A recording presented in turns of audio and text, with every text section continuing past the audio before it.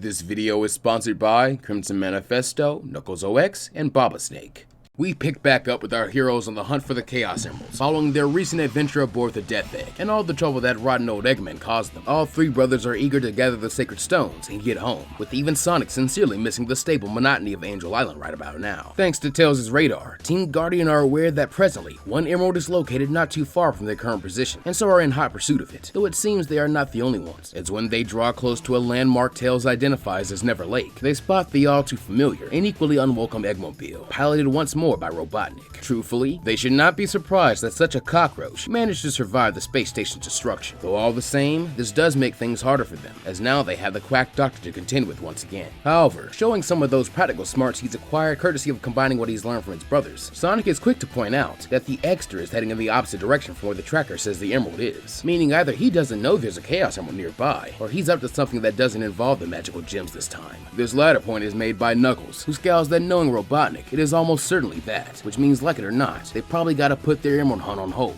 and at least see what the doctor's up to. Nodding, the younger boys form up with Knuckles as they change direction, with Sonic suggesting they make it a race, though Tails does point out how this might be difficult without actually knowing where the finish line is. Though this is not a problem for long, as when Never Lake comes into view over the horizon, something else much more notable does as well, a small planet floating 100 feet in the air, but tethered to the ground by a thick iron chain. Looking over at the cliffside which the chain is anchored to, it does not take much brainpower to guess who the perpetrator is, as chiseled into the rock face is a logo that they all know well by now, that of Robotnik, with Sonic smirking that this is practically modest for the doc, only putting his ugly mug on one bit of rock rather than modeling a whole space station on it. This makes Tails laugh heartily, calling Sonic a joker, though it seems his is not the only laughter, as intermingled with his giggles are those of a girl's. And as the three brothers turn around, they see a young pink hedgehog girl doubled over with laughter. Noting this place isn't safe for young rascals in his big brotherly way, Knuckles urges her to leave, since the Dr. Robotnik is here, and it's too dangerous for children, though instead of discouraging the girl, it does quite the opposite, as she approaches the echidna and beams that she knew her card said she'd meet her knight today, but she never imagined him to be so kind and chivalrous. Blushing in a way that turns one of the only parts of him not already red a bright crimson, Knuckles protests that he doesn't know what she's talking about, but it is already too late, as the girl has wrapped herself around his arm and begun gushing, introducing herself as Amy Rose, and claiming that fate brought them together, so she just knows they're going to live happily ever after, forever and ever. Sputtering slightly, Knuckles pleads more than demands that Amy get off him, since while he has met girls before during his prior jaunts to the surface alongside his brothers, he is still somewhat sheltered and awkward when it comes to the fair sex, a fact Sonic and Tails find hilarious, as they snicker behind their hands while sharing a look that says check out our big tough bro now. Nonetheless, seeing that this is causing Knuck some genuine distress, Sonic eventually does swoop in to save his brother, assuring Amy that the Red Ruffian's right, he's no knight in shining armor, and if she wants the gallant leader type, that'd be Tails. Now it's the Yellow Fox boy's turn to splutter and stammer, as he demands to know what his brothers mean. Though in an earnest voice, Sonic tells his little bro that he's more than earned the title, considering how many times he's saved their butts since they've been down here on the surface. Not to mention that if he hadn't been studying the Master Emerald seriously, they never would have learned about Robotnik in the first place. So while he may be the one who's always dreamed of adventure, this is Tails' party. Nodding now, Knuckles concurs, encouraging his youngest brother to take his flowers, and proudly claiming he's grown into a fine warrior they'd be honored to follow. Though seeing that said flowers come with the rather obsessive attention of Amy Rose, the young genius snarks that the others are just trying to dump their problem on him. During this exchange, Amy has been eyeing up the trio, though from the looks of things, she has not made any decision as to which of the brothers is her knight in shining armor. Instead, she listens intently as the boys begin discussing what they're going to do about Eggman, and any clues they might have as to what this miniature planet is and why the doctor might want it. Helpfully, Amy pipes up here, saying this place is called Little Planet, and that according to legend, it only appears in the sky once a year, because it possesses a special power unlike anywhere else in the world.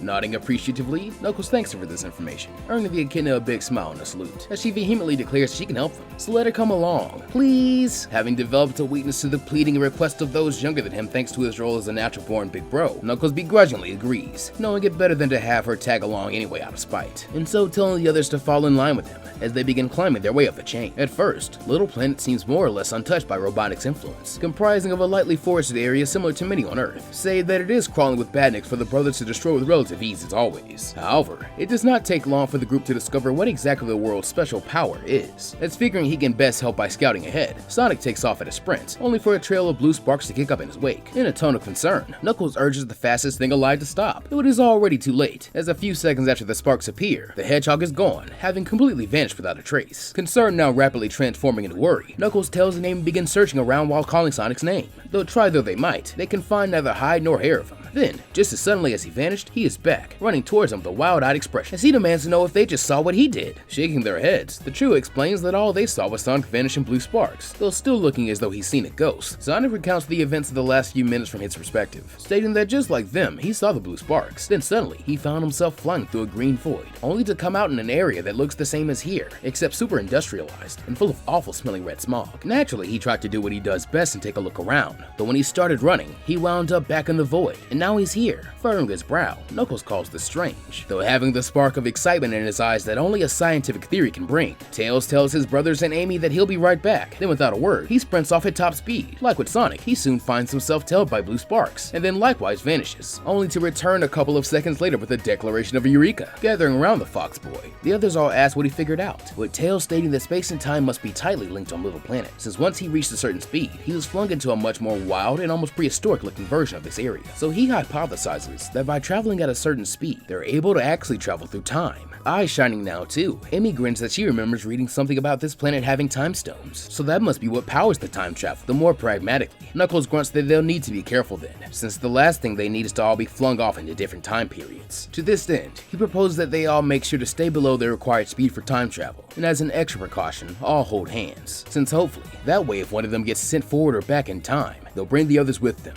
This suggestion earns the echidna a delighted "daw" from Amy, who is more than happy to hold the boys' hands. While following suit, Sonic and Tails link up with them as well, with the former only grumbling a little at having to slow down. Together, the gang then begin making their way out of the forest and into what looks like an amusement park area, being very careful not to do anything that might get them split up. Though unfortunately, it seems they may not have a choice, as when they make their way under an overhang, they are suddenly jumped by a trio of metallic assailants. Though unlike the other badniks they've come across, these ones look just like Sonic, Tails, and Knuckles. Moving with the exact same synchronicity as the brothers, the robotic duplicates quickly go on the attack, with the first order of business being for Metal Tails to kick his counterpart hard in the chest, forcing him to let go of Sonic's hand and go flying at such speeds that he and his copy are soon engulfed in blue sparks and vanish. Before he can even think, the blue blur attempts to go after his little bro, though landing right in front of him and preventing its run. Metal Sonic waggles a finger tauntingly, as if it already knows everything its organic counterpart is going to do. Strange, isn't it? Making it clear that Tails is a very intentional target, as by removing the brains of the operation, they place their organic adversaries at a steep disadvantage. Meanwhile, Metal Knuckles does not attempt to confront his template, instead going for Amy. As to no trouble at all, he grabs hold of the pink hedgehog, before gliding away in the direction of a distant motorway, with multiple large loops visible even from here. While not one to panic, there is unmistakable tension in Sonic's voice as he cries out that they need to go back for Tails and rescue Amy, with Knuckles agreeing and suggesting that in spite of his prior declaration, they should split up. Since he can glide, he'll be able to cut across the landscape and follow his faker faster than Sonic can if he's stuck moving at their imposed speed limit. Meanwhile, Sonic can build up the speed needed to follow Tails in whatever area he's stuck in.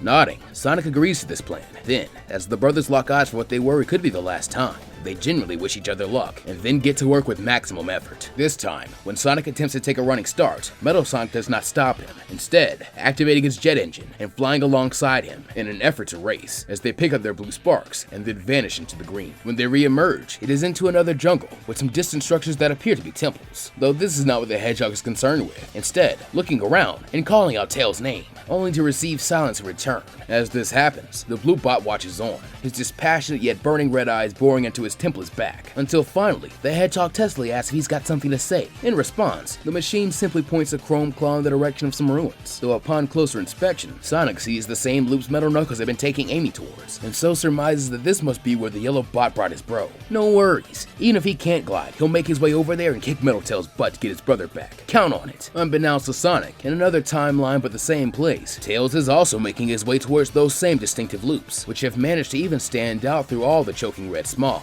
having received the same pointed direction from his doppelganger when he had called out for his big brothers. And so it is that all three members of Team Guardian close in on a different area of Stardust Speedway, intent on rescuing someone from the clutches of Robotnik's sinister androids, with Knuckles being the first to arrive, as unlike his brothers, he did not have to cross as many zones to get here. As expected, Metal Knuckles and Amy are here, with the Red Ruffian asking the girl if she's alright, though instead of showing concern for herself, Amy bravely cries for Knuckles to get away from here, since it's suddenly, a metallic gloved fist closes over Amy's mouth. silencing her. Though having gotten the gist, Knuckles grunts that he may not be the smartest guy in the world, but even he's bright enough to tell that this is a trap. Though all the same, he's not scared, since like he told his brothers back on the Death Egg, he'll face any trap the Doctor has and break it into 1,000 tiny pieces. With this declaration, the Echidna warrior then begins cracking his knuckles and lunges at his foe, who perfectly mirrors, resulting in the first blow being fist against fist, with a resulting bang that seems to echo throughout the entire zone. Meanwhile, Sonic has just arrived at the Stardust Speedway of the ancient past, where Metal Sonic stands waiting for him. Though unlike with his older brother, there is no prisoner awaiting his rescue.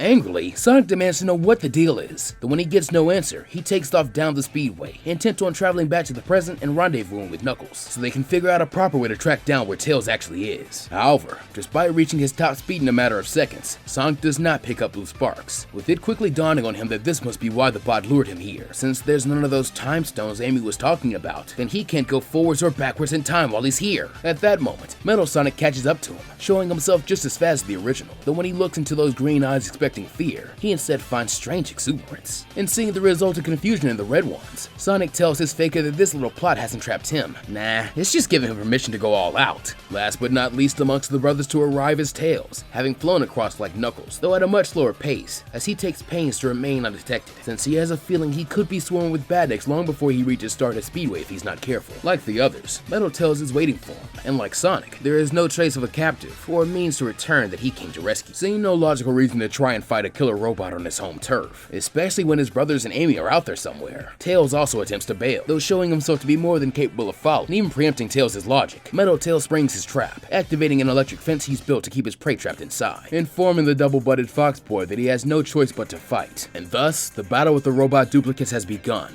with Knuckles engaging in a straight-up brawl, while Sonic and Metal Sonic's clash is a half race, half fight, as they tear down the speedway while attempting to knock the other one off, as the fall would surely kill anyone, Hedgehog or Machine. As for Tails, his fight is more esoteric, shifting his format at the speed of thought, as in one moment, Tails is constructing a weapon out of scrap to combat the bot from afar, and the next, they are picking each other up and dropping or slamming their rival from great heights for considerable damage. Or else playing a game of Dr. Robotnik's Mean Bean Machine, wherein each time they clear a level, their opponent gets shocked, truly making use of the futuristic technology on hand thanks to the time period. However, regardless of the time zone, one fact is consistent. Even in a timeline where their rivals are more skilled, powerful, and dangerous, these robot duplicates are built to be superior to their templates, having all the specializations of the originals, but augmented with the gift of an unfailing mechanical body, and Dr. Eggman's genius talent for robotics. As a result, things start to look bad for the brothers, such as when Metal Knuckles reveals that his glove spikes are actually powerful drills, and his dread-like metal quills, blasters, meaning the real Echidna must evade them all at dire cost, as one hit will do critical damage to his body, or snipe him from afar due to his lack of ranged abilities. Or else when Sonic, through a clever spin dash, manages to send his Cloppy spiraling into the darkness, only for him to come flying back up with that jet engine of his before repaying the Bluebird's attack with a ring spark field that sends 10,000 volts racing through his system. Even Tails, with all his brains and high-level combat tactics instilled from Knuckles, is at a disadvantage, since his genius intellect is sadly no match for a supercomputer, whom already knows his strategies inside and out, and prepares contingencies instantly, meaning he can perfectly counter each attack and strike back in ways the original never considered, like when he uses his twin tails like a vice, clamping them around the fixed Fox Boy's middle and squeezing down hard. After what seems like too short of a time considering how long they held out against Mecha SKT, the brothers begin to fall. Despite being the middle period in history, Knuckles' fight is the first to end, as he has something to contend with that the others don't, a hostage, since whenever it looks like he might be able to make a comeback, Metal Knuckles begins targeting Amy, forcing him to intercept the blow, since while he may not be the knight she's dreaming of, he'll be damned if he lets an innocent girl pay for his weakness. As a result, it is not long before he is rendered unconscious, while Amy cries for him, and his victorious lookalike glares down in his prone form.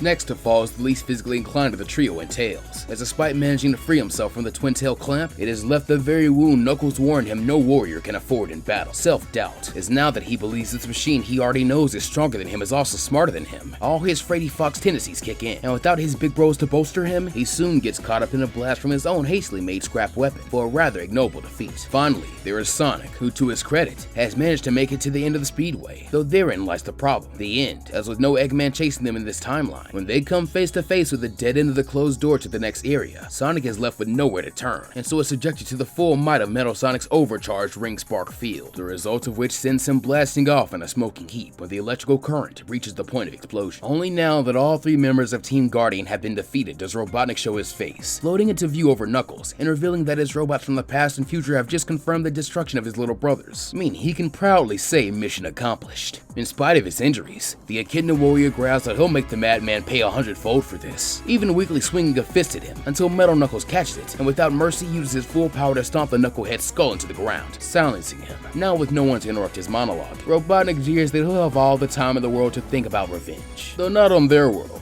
since any moment now, Little Planet is set to return to the stars, taking the red buffoon and his little useless pink girlfriend with it. And with the younger rodents now dealt with, there will be no one to stand in his way of gathering the Chaos Emeralds and ruling the world. Letting out a maniacal cackle, Robotnik and Metal Knuckles then fly away, deactivating the clamp holding the planetary chain as they go, so that as Amy looks out at the sky, she is horrified to spot Neverlake getting further and further away. Meanwhile, having survived their encounters, but only barely, Sonic and Tails stare up from the ground as Little Planet begins to vanish from view, taking with it their only chance of getting back to their own times, meaning for at least another year, they are marooned on opposite ends of the historical spectrum.